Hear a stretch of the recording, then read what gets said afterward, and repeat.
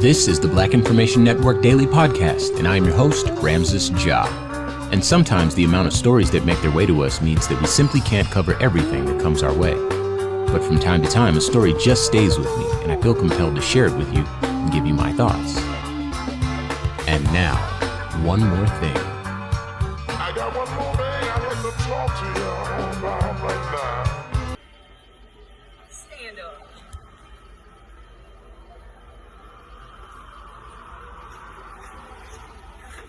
Right there on the front of the car.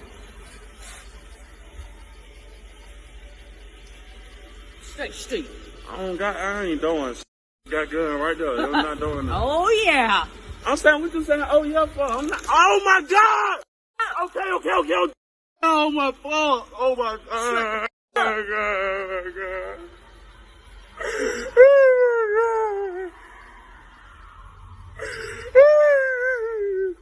You want it again? No Shut man. the You was big and bad. Shut your up.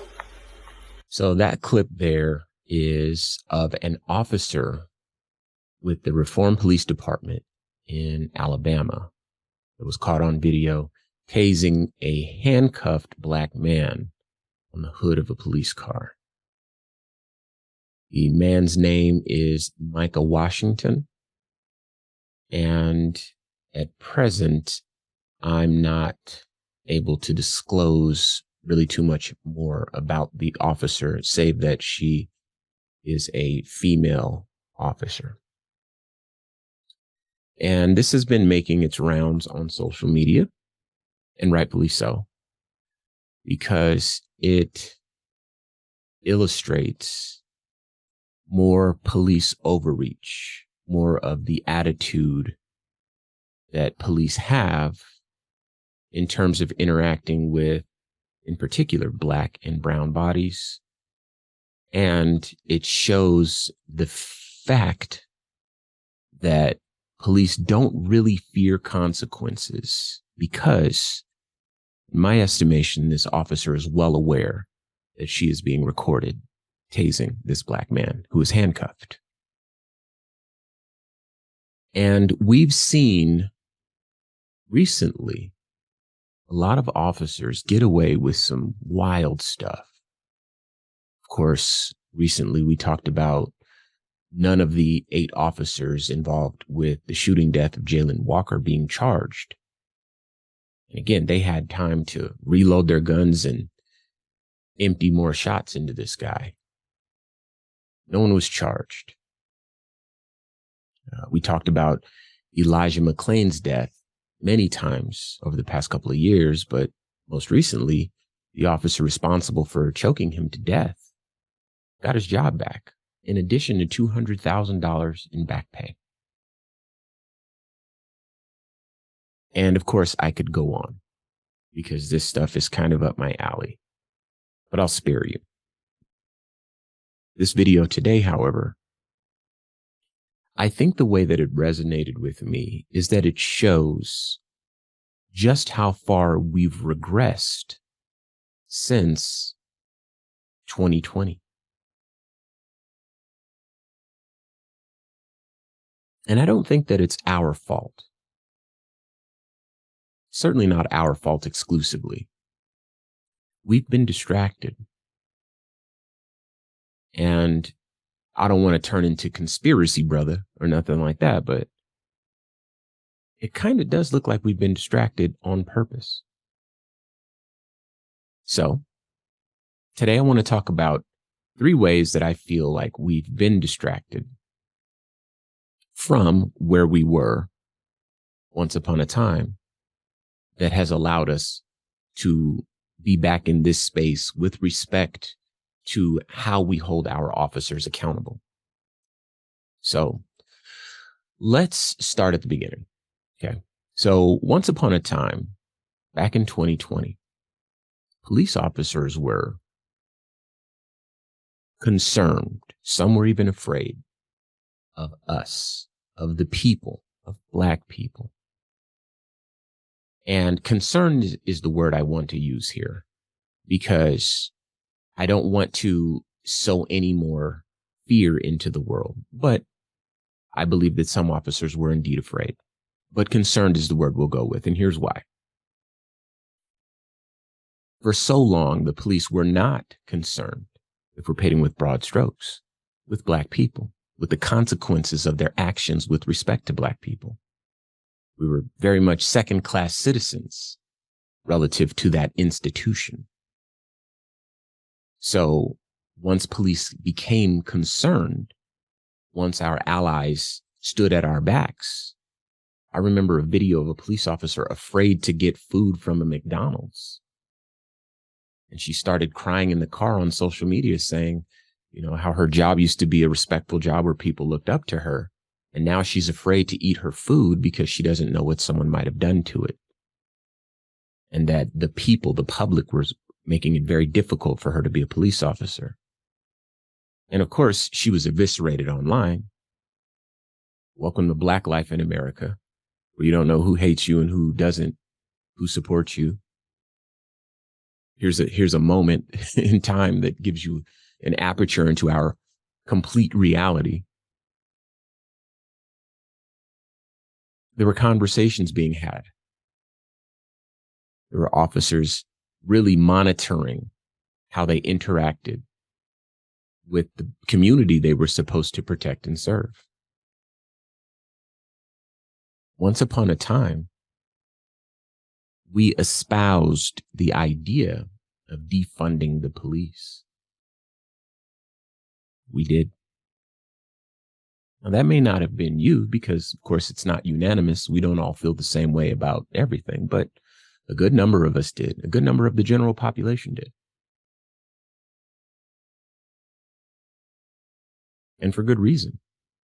Not only did it help address some of the problems that we were dealing with respect to policing, but it helped the police address issues that fell outside of their frame of reference, things that fell beyond the scope of their job description, things that they were never going to be fully trained to be able to deal with. They have guns. And to the man with a hammer, all the world is nails, or however that goes. You know what I'm trying to say. So how could they address a mental health situation? How could they have a nuanced view of the effects of poverty, abject poverty, and what it compels people to do? Even the gentleman in the video was selling drugs. This is what he's allegedly doing. Let me make sure I say that right. But this is what he's pulled over for, and he has a weapon on him. Tells it to the officer, there's a gun. He's already handcuffed. She starts tasing him. A nuanced view, in my estimation, suggests that people don't want to sell drugs. Who in the world would want to be doing that? I've said it before. Nobody is a little kid that says, oh my gosh, I can't wait to get older so I can sell drugs. It's not a dream occupation. Typically, you end up in that predicament because living hand to mouth ain't it. You need to provide more. You need to accomplish whatever it is that your story is.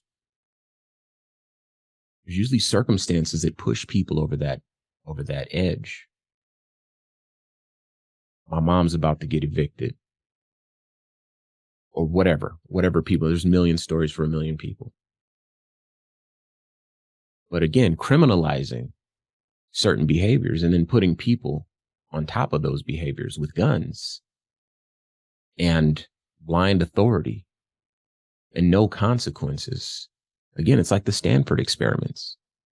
I don't want to go into detail, but long and the short of it is a human experiment done on people to determine how authority can and does corrupt the human mind.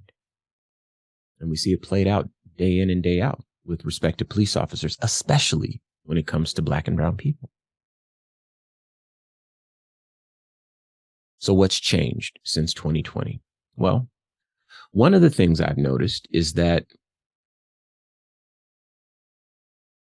there's been an increase in people coming to the table, trying to co-opt the narrative of each of these stories as they come out to suggest that these officers are individual actors, they're outliers, or they otherwise push the one bad apple myth. And so we can be susceptible to that. I'm sure if you thought about it the same as me, you could think of it in terms of, well, this one particular officer is doing one thing bad. That is not indicative of a corrupt system because of the way that our brains process information, visual information.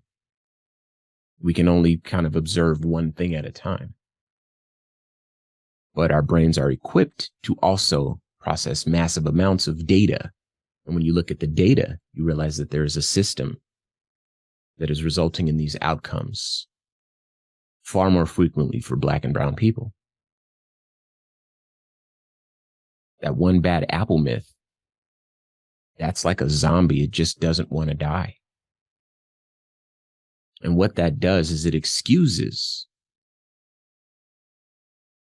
the other behaviors from the individual actor,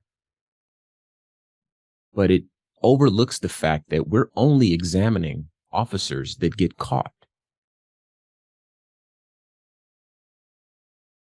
You're only going to find the one bad apple if you see one bad apple.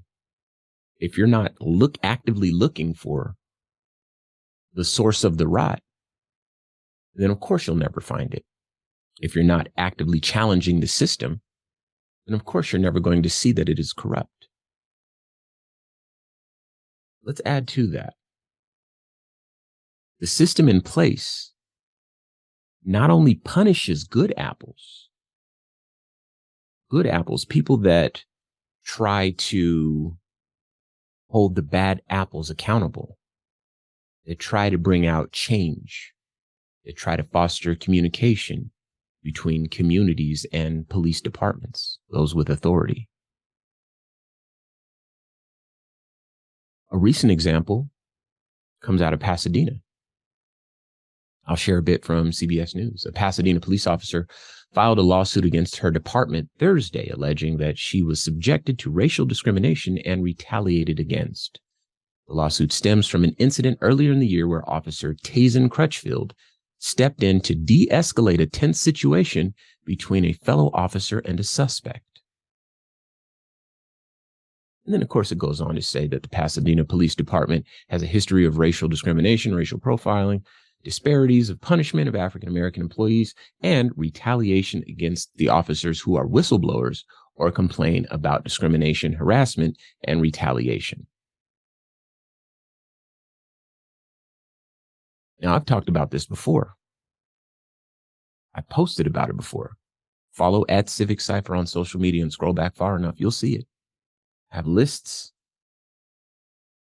of these good apples, quote unquote, and then see what happens to them. Fired, disappeared under mysterious circumstances, retaliated against, lawsuit, taxpayers pay for that too. So again, that one bad apple myth, that zombie that won't die, it's particularly troublesome. But I want to take it a step further. If, in fact, there are bad apples, qualified immunity should filter them out, right? Because qualified immunity should only, in theory, apply to officers who are doing their job within the job description.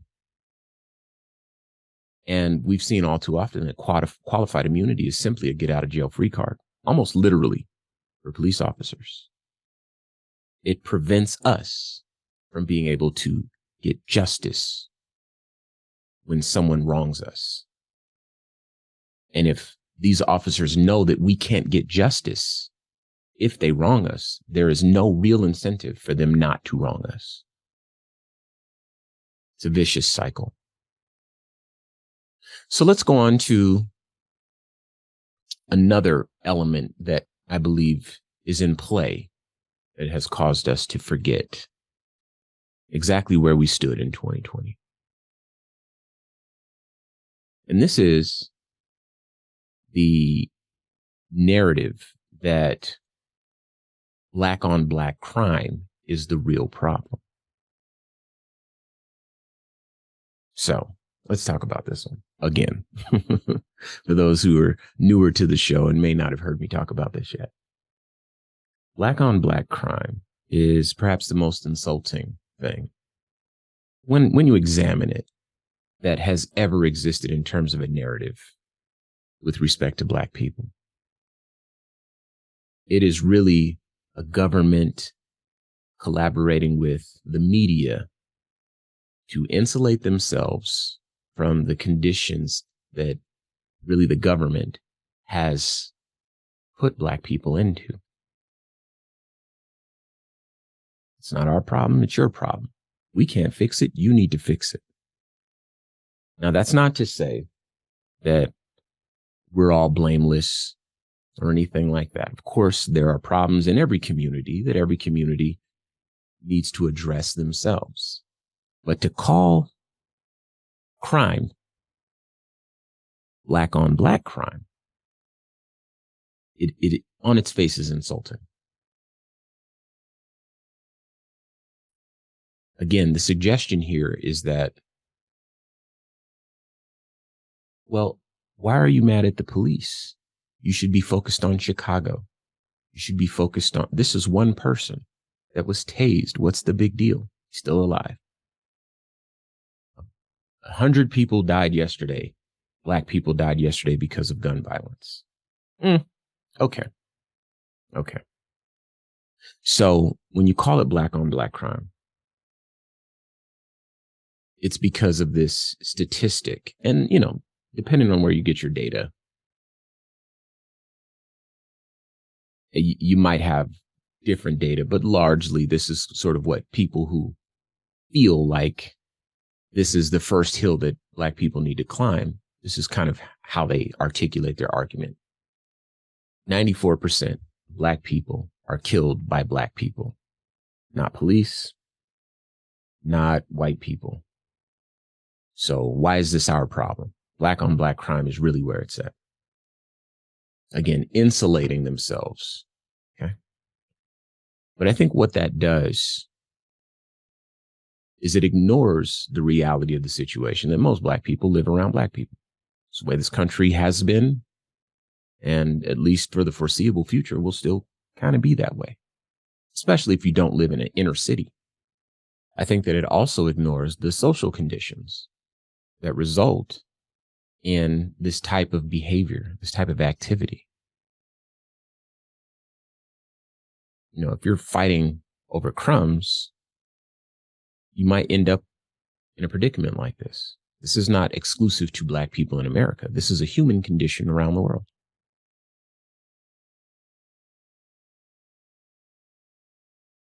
I've used this example before, that in Nazi Germany, German soldiers would often allow the Jewish prisoners in the concentration camps to starve. And then they would throw a piece of bread into the room, into the boxcar, and watch them fight each other until they died because they were so hungry. Again, I believe that this is human nature when things are scarce to then turn on each other. And when you say Black on Black crime, it ignores the conditions that the Black people are in.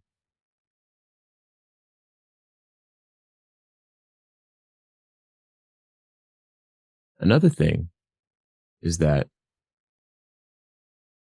85% of white people are killed by white people. So what you don't hear about, of course, is white on white crime. I'm not the first person to make this argument. And people talk about, especially when far right conservatives, deeply conservative people talk about crime rates, they try to talk about Black people. They try to say Black people commit the most crimes, all this sorts of stuff. completely ignoring, again, the conditions, the societal conditions that may result in those types of outcomes. And again, all this to distract us from the fact of the matter, which is if a Black person commits a crime against another Black person, particularly a violent crime, particularly a crime that results in a death, there is at least the possibility that there will be some accountability. When the police do it, qualified immunity, acquittal, no charges. And we've seen that happen way too often. So, what's the last point I wanted to make that's gotten us distracted from our once dominant posture, more dominant posture that we've had with respect to the police as a people in 2020? Folks spinning a narrative that Black people have a victim mentality. Black people have selective outrage. And I think this piggybacks off of the sort of Black on Black crime argument. Aren't you worried about what's going on in Chicago? Selective outrage.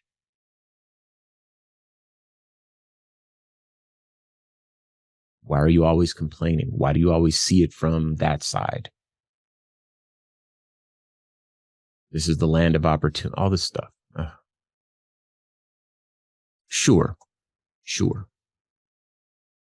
You know, I often have to make this argument with people that ask me about white privilege, because there's a lot of white people, males in particular, that don't want to hear this. They don't want to hear that. And I understand, you know, if you don't, without proper context, it might be a little insulting to you if you're a white man and you had to start from zero and work your way up. For someone to then say you've had white privilege, if you're struggling and you're trying to feed your family the same as everybody else, you can't take your white privilege card to the bank and get some money for it. So I get why people might think that without nuance, without context. But one of the things that I often say to people who feel that way is that white privilege isn't a magical card that you can take to the bank and get money. White privilege is simply being able to start at the starting line. You are not born with a strike against you. You are not born with something that could keep you from accomplishing your goals, potentially. So there are those of us who start at the starting line. And then there are those of us who start behind the starting line. We're already playing catch up. If you're born a man, the world is your oyster.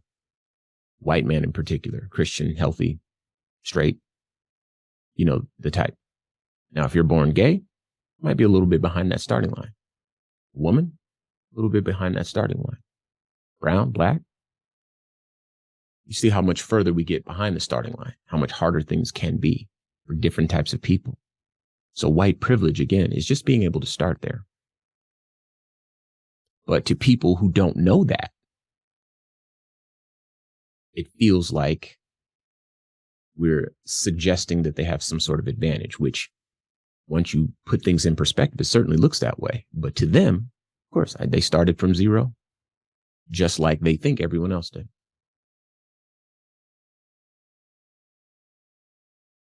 But we're the ones with the victim mentality because they think that we all start from zero.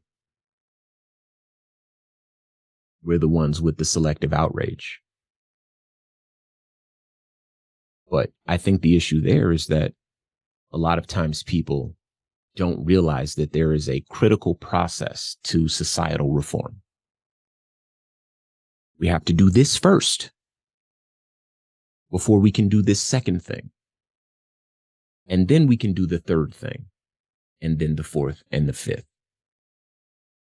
So if we're focused on the first thing first, and they're focused on step number 3, to them it looks like selective outrage. Like we've overlooked step 3. No. we're gonna get to step 3. We have to get to step 3. Our pursuit is a more equitable society for all of us. And I've learned to listen through this language. I've learned to negotiate these conversational obstacles. I've learned to see people like this Alabama policewoman for who they are. Absolutely full faith police officers, not bad apples, are doing exactly what they're supposed to do with the full support of an entire system behind them, unafraid to cause harm to Black and brown bodies. We are disposable once again. This man was in handcuffs, being tased as he was bent over the hood of a car. Now, you're free to disagree with me, and you can do so using the red microphone talkback feature on the iHeartRadio app, or of course you can hit me at RamsesJah on all social media.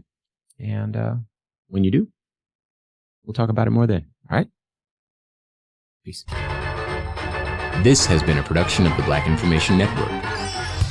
Today's show is produced by Chris Thompson. Have some thoughts you'd like to share? Use the red microphone talkback feature on the iHeartRadio app.